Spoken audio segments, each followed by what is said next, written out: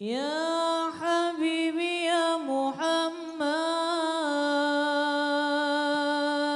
Ya Habib, bagaimana kiatnya supaya kita selalu bersalawat kepada Nabi Muhammad SAW? Terkadang lupa untuk bersalawat, hati ingin selalu bersalawat, sedangkan kita dianjurkan untuk selalu bersalawat. Walau saat mengerjakan pekerjaan rumah, mohon doanya Habib agar hati selalu bersalawat tanpa putus katanya. Alhamdulillah, ini pertanyaan semacam ini dari si penanya adalah bukti kecintaannya kepada Rasulullah SAW, dan kecenderungan semacam ini adalah langkah awal. Ya, man fataha li nafsihi babaniyatin salihah fatahallahu lahu sab'ina baban min abwabit taufiq. Ketika dia membuka untuk dirinya suatu tekad untuk melakukan satu kebaikan, maka niscaya Allah Ta'ala akan bukakan kepada dia 70 pintu taufik, bimbingan dan kekuatan dari Allah Subhanahu wa Ta'ala. Alhamdulillah, ketika perasaan semacam ini ada di dalam hati, ini adalah benih yang Allah tanamkan di dalam hati, dan insya Allah dia akan tumbuh. Yang penting tugas kita nyiramin. Ketika benih ini udah ada, perasaan semacam ini udah tumbuh di dalam hati, kita tinggal melangkah, perbanyak, atur waktu kita untuk salawat kepada Nabi Muhammad. Apa yang dinamakan ba'ith oleh Abdul Haddad. Nah, itulah yang disebutkan oleh dorongan, ba'ith oleh Al-Habib Abdul Haddad di dalam kitab Adab Sulukul Murid. Dan ini merupakan tentaranya Allah yang dikirim oleh hamba-hamba yang dipilih oleh Allah untuk dekat kepadanya. Keinginan, kecenderungan untuk dekat kepada Allah, untuk meraih keridhaan Allah, untuk melakukan ketaatan kepada Allah Subhanahu wa Ta'ala. Nah, ketika dorongan semacam ini muncul di dalam hati, perlu diperkokoh, perlu diperkuat, sebab namanya benih itu masih lemah. Ya, mesti kita perkokoh, perkuat, mesti disiramin, mesti dilindungi dari hama.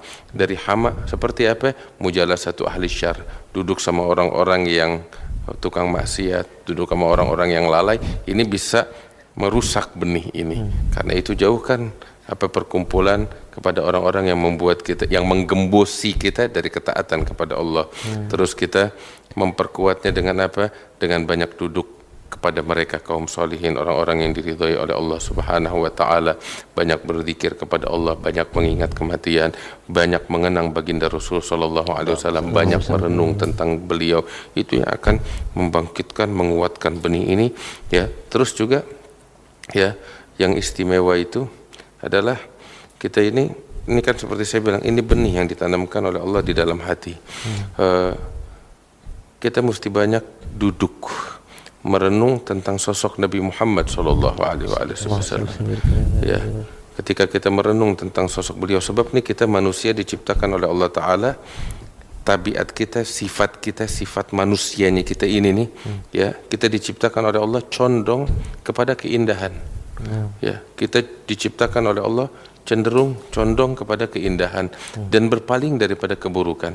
Kita di sini kalau ada dua orang, yang satu tampan, yang satu biasa aja, mata kita lebih demen ngelihat yang tampan, iya kan? Nah, secara naluriahnya seperti itu. Ya, ada orang yang wangi, ada orang yang kurang sedap wanginya. Kita nggak mau duduk sama dia yang nggak sedap, pengen duduk sama yang wangi. Kenapa? Sebab Allah ciptakan kita seperti itu. Kita ngelihat ada orang perilakunya baik, ada orang di saat yang sama perilakunya buruk. Kita nggak mau dekat-dekat sama itu. Dekat sama orang-orang yang perilakunya baik. Ini Allah ciptakan kita semacam itu. Nah, kita banyakin merenung tentang sosok Nabi Muhammad SAW, kaji tentang diri beliau, tentang sosok baginda Rasulullah, sejarah kehidupannya, syama'ilnya, sifat akhlaknya, sifat fisiknya, kaji. Maka pasti orang yang punya akal sehat, nggak cacat akalnya, hati yang bersih, pasti akan jatuh cinta dengan Nabi Muhammad SAW. Kenapa enggak? Sebab yang kita dapetin nggak ada pada diri Rasulullah melainkan keindahan, nggak ada pada diri Rasulullah melainkan kemuliaan, keagungan. Qad khalaqahullahu ala ahsani surah, fiha jami'ul mahasini mahsurah wa 'alaiha maghsurah. Allah ciptakan beliau dengan bentuk yang paling bagus. Segala keindahan yang pernah Allah ciptakan, Allah tuangkan kepada diri Nabi Muhammad SAW, dan hanya keindahan yang ada pada diri Rasulullah, nggak ada lagi yang lain. Orang yang punya akal sehat kalau mengkaji tentang sosok Nabi Muhammad pasti jatuh cinta. Dan dia kalau udah jatuh cinta, waduh, makin penasaran dan makin besar kecintaannya kepada Rasulullah, dan di saat yang sama dia akan terdorong untuk senantiasa bersolawat kepada Rasulullah, mengingat Nabi Muhammad dan akan meneladani Nabi Muhammad SAW, dan itulah taqwa kepada Allah Subhanahu wa taala yang menjadi penyebab dia meraih kebahagiaan di dunia dan akhirat dan surga dari Allah Subhanahu wa taala. Alhamdulillah Ustaz. Di sini juga minta doa Ustaz agar supaya tumbuh salawat terus katanya Ustaz. Mungkin juga buat para hadirin yang nonton di malam hari ini. InsyaAllah selama ada pertanyaan seperti itu, ada keinginan seperti kata Habib Ahmad tadi, keinginan itu merupakan niat. Ya, siapa yang membuka niat yang baik, Allah berikan 70 pintu taufik. Nah, mungkin juga ditambah sering melihat orang-orang yang diridhai oleh Allah untuk mengenang Nabi Muhammad, karena mereka para aulia illah, wakilnya Nabi Muhammad di dunia ini.